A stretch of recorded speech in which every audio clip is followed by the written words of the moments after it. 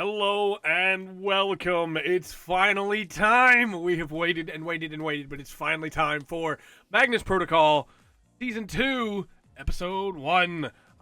So stoked. I actually listened to this episode way back when they let patrons get an early listen to it, and I've been holding in my thoughts. I took notes then. I've taken more notes now. I've got the script up, and I've listened to it multiple times. I am so stoked to talk about it. There's a lot of great stuff in here that I really want to break down. But first and foremost, a couple quick announcements, and then we'll get right into it. We're going to start doing reviews for Old Gods of Appalachia and Malevolent, and I want to do those on opposite weeks from each other. So every other week there'll be an episode of those. So the plan going forward, and I can't promise this will happen, but this is the plan. I do work 3 jobs, so I'm doing my best to make sure that this happens.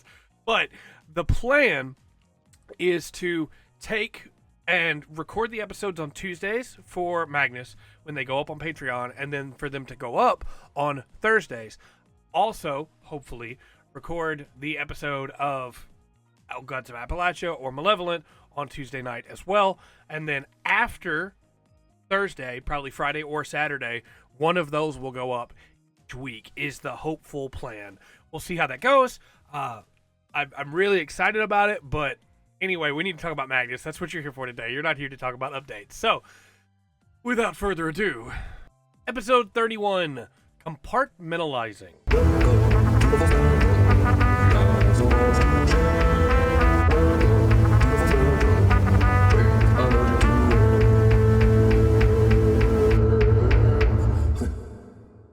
Our classification number is CAT 123 RB 5555-140-52024-140-52024.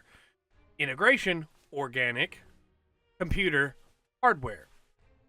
I've realized now this is a little thing, but because my setup is now further away from my monitor, that number is a lot harder for me to see without my glasses on.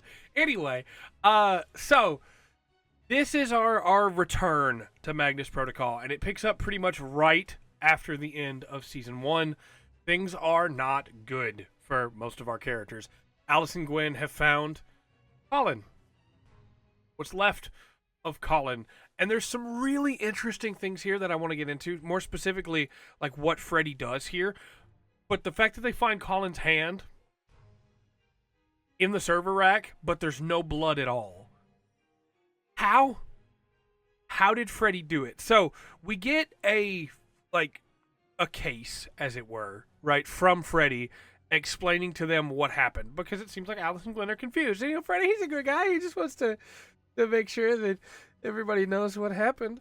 I don't fully understand how Freddy ate him. It seems like the crowbar goes in, right? And I've got the notes up here. I'm just trying to make sure.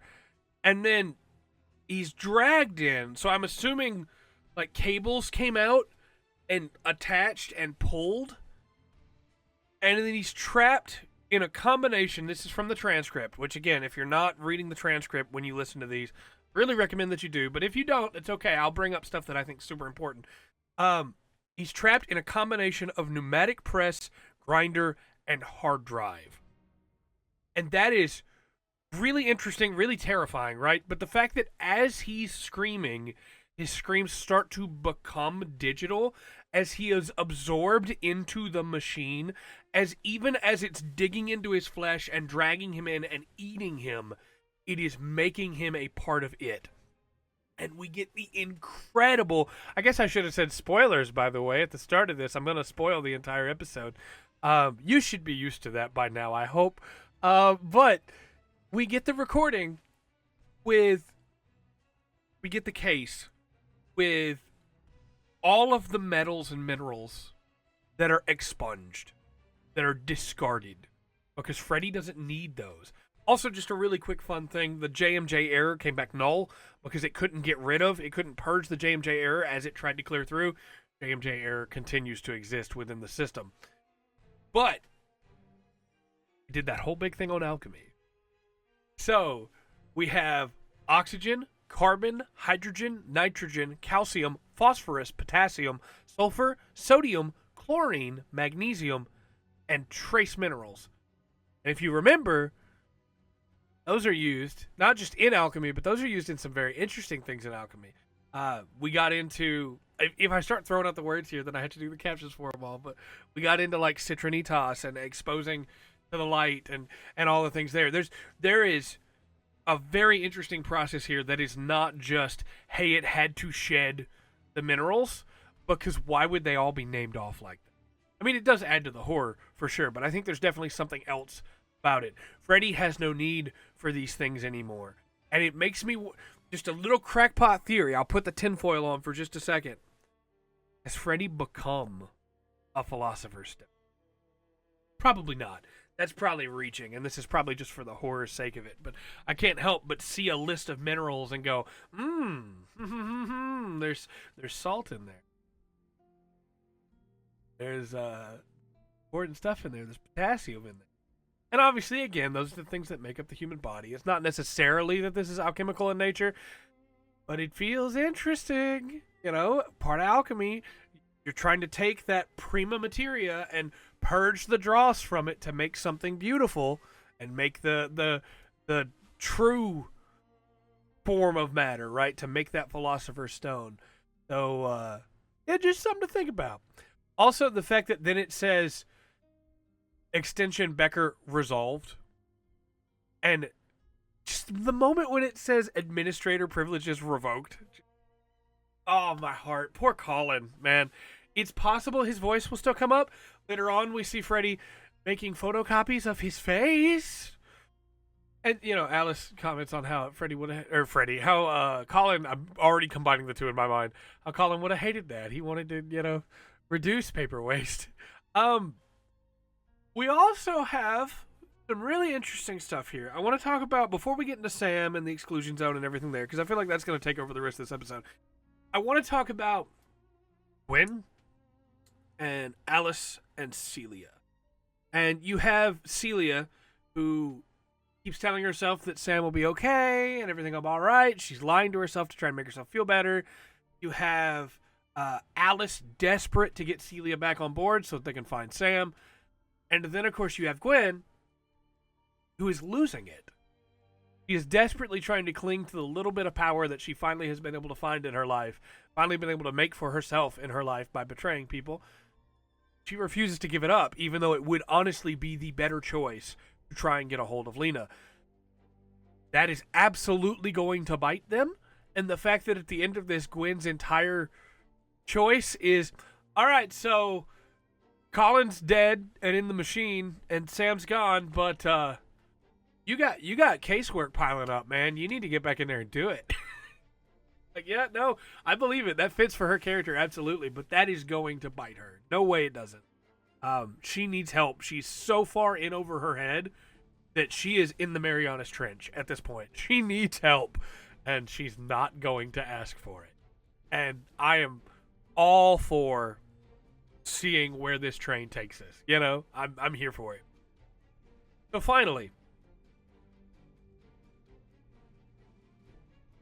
real quick though, damage_crowbar in my notes, and I forgot to mention it. Okay. The London exclusion zone, the Straight Mile, right? When we last had a video, when I did my theory video, I talked about how there's a very good chance, a very real chance, that the world that Sam went to is not the original Magnus world, right? Or Magnus Archives. That is still technically the case. There's still absolutely, this could be a whole other world, and these are other versions of it.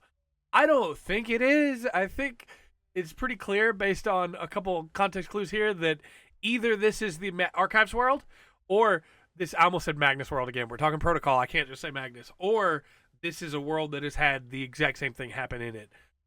Because, oh boy. All right. So Sam, he wakes up in the London exclusion zone in the Straight Mile, and there are things after him, skittering things that laugh and copy his voice, and sinister things that want to devour him but want him to be afraid.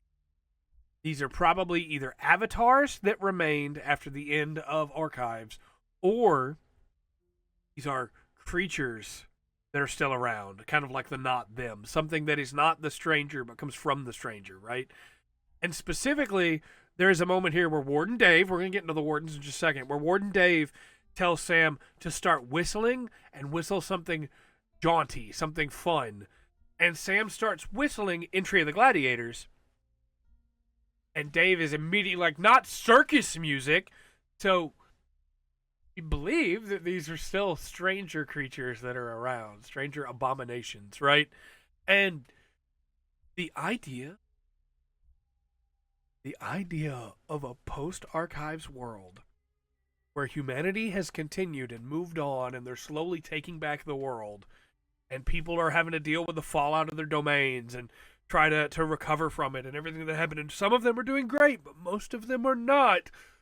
And then these wardens that try to keep in the monsters in the exclusion zone so that everybody else can be safe and happy, and yet that pull is there to the things in the zone.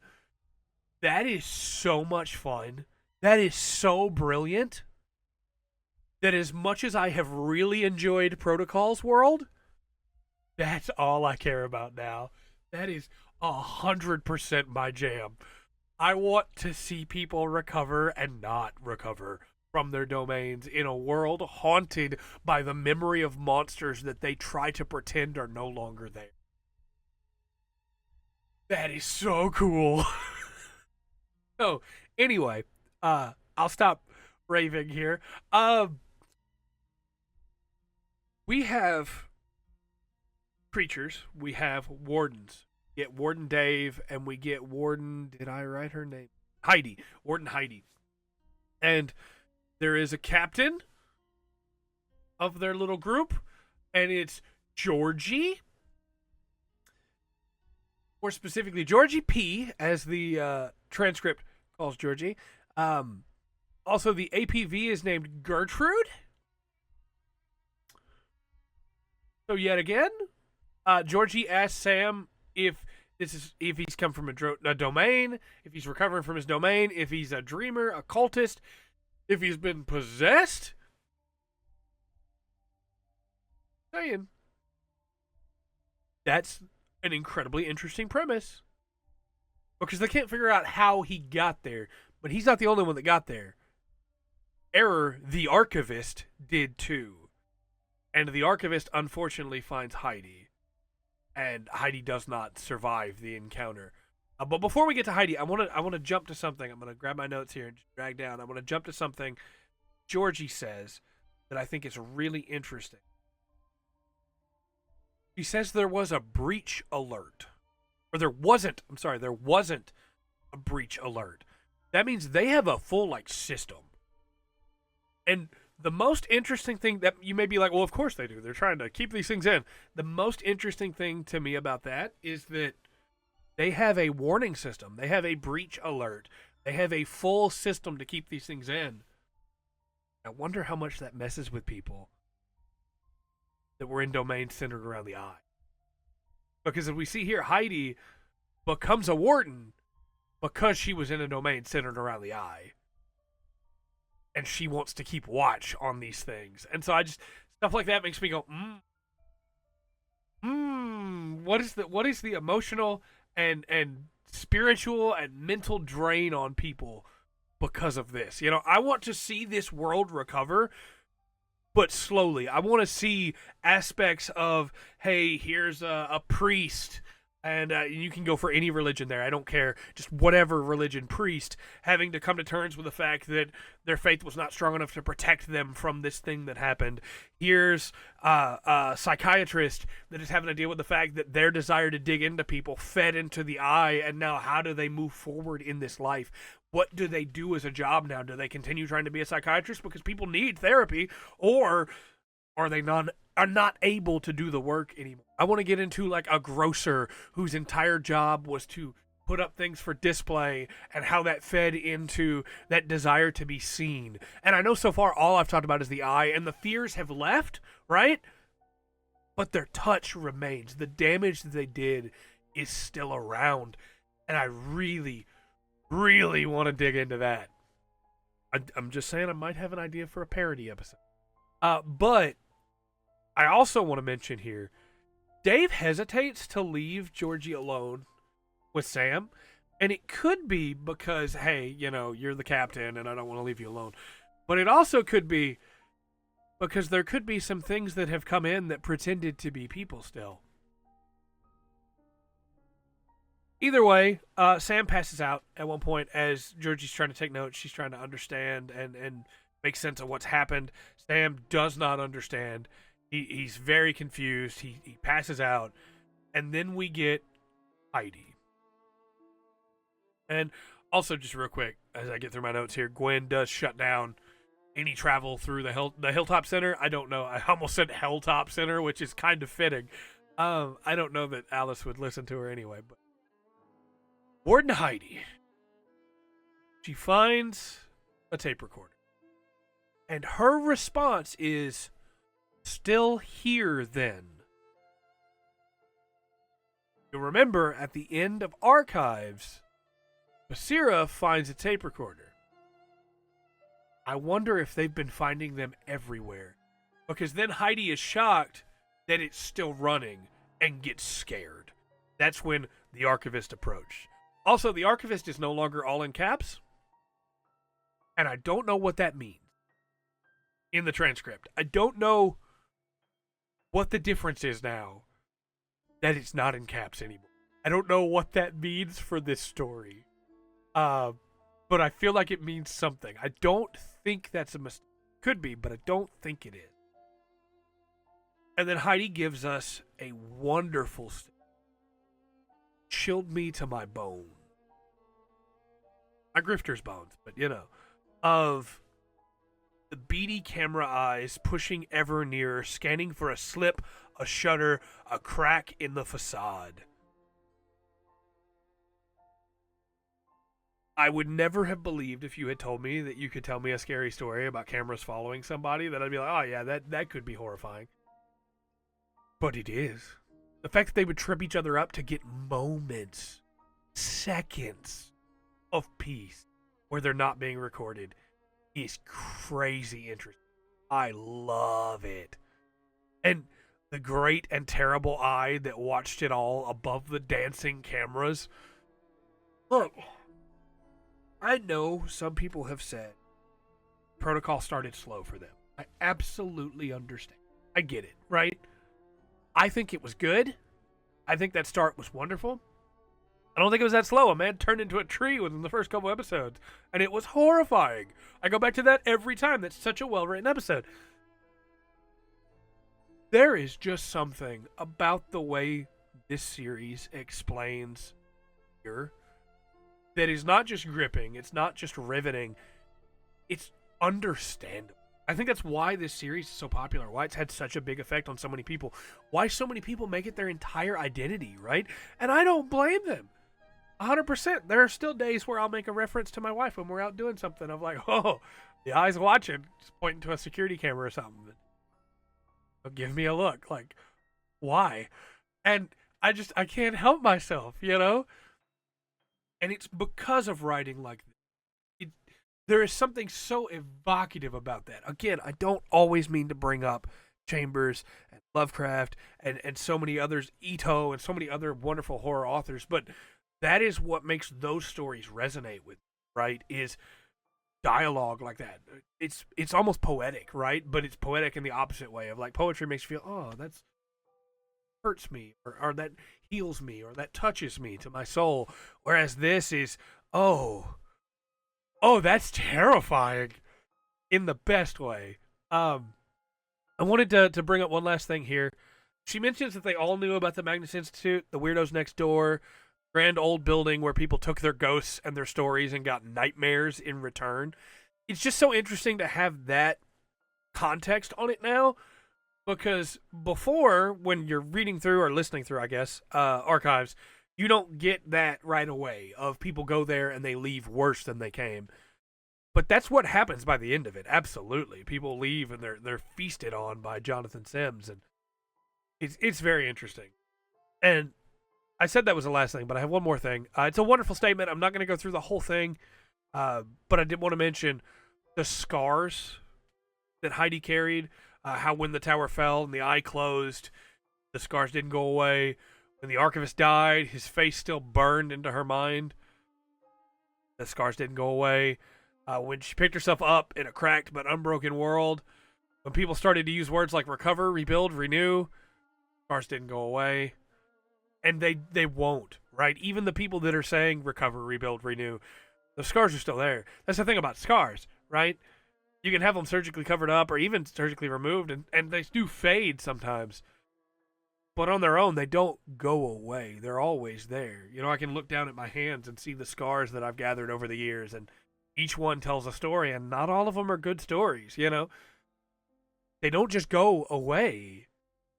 You either come to terms with what has happened and move forward, understanding that you cannot take back what has happened, but realizing that you need to move forward in your life because you still have a life to live, and life is still worth living because you are worth having a life. You are worth being happy. Or you let the scars consume you.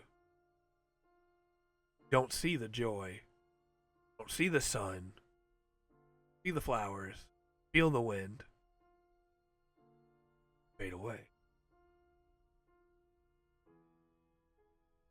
And for me, that is some of the most interesting character introspection that you get, is when a character realizes, I have to make a choice here. You know, I don't mean to get like too super personal here, and I feel like some of that probably got cut off by the mic because I had it just a little bit further away than it probably should have been, but I think that is some of the most interesting things you can do with a character arc of, you know, hey, I have to face what I've done or what's been done to me, and I have to decide if I can move forward with it or not. Ultimately, I do believe, I'm going to get very personal for a second, I do believe that everyone has a right to live. Everybody should be able to enjoy their life, and unfortunately others take that from them sometimes. I believe that you are worth existing, and so you can't let the scars hold you back. You can't forget them, no, never, but you can't let them hold you back either. Anyway, yeah, sorry, I got super introspective there for a second.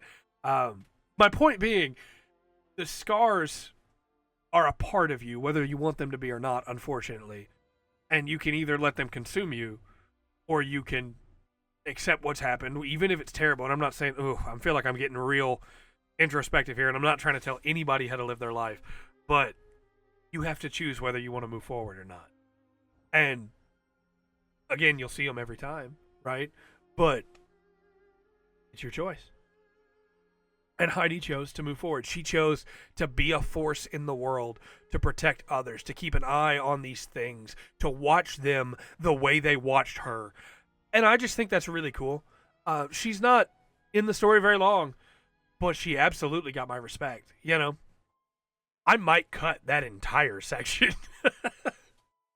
I got far more introspective about myself than I meant to in this one. Anyway, she says, with the last of me, of my fear, take my hate, my loathing. This place is not for you. There is no place left for monsters. We will be or end. That's the end of the episode. And what an episode to come back to, right? I did not mean to go for 25 minutes. I still have to edit this. Just what an incredible episode to come back to. Absolutely adore this episode. It made me introspective again and made me think about myself and my own choices and who I am as a person. And, you know, when a piece of media can force you to look at yourself again, I think that's real good stuff. So, next episode hopefully won't be quite so heavy. Sorry for how heavy this review got, but I just want to say, too, about what I was saying a minute ago, and I'm not going to go on much longer. I'm so sorry. That does not mean, accepting what has, like, the scars that you gain, that does not mean that what people did to you is okay. I'm not going to be the guy that's like, well, yeah, but you are who you are today because of your scars, you know? No, it does not make what happened okay. Just the way that you got those scars isn't always good, and I don't mean to portray them in a good way. They are absolutely still scars. They are a mark upon you that does not have to define you, but is a part of you. And unfortunately, they're not all good, right? But I do stand by that fact. They do not have to define who you are. You do not have to let them control you. Your body is still your own, you know? So, yeah, just take care of yourself. You know, you don't need me to tell you how to live. I'm just a dude that talks on the internet about horror stories and giant robots and stuff. So, just know that I appreciate you. We're in for the long haul with Magnus, and I'm excited for Old Gods and excited for Malevolent. And if you watch even a microsecond of any of my videos, I really appreciate you. Really do. This life is tough. And oftentimes it doesn't seem like it's getting any better. But we're all in this together, right? So thank you so much for watching. Until next time, because we got way heavier here than I'm into. Until next time, I've been Trey. This has been The Full Spectrum. And remember to always enjoy the full spectrum that Magnus to offer.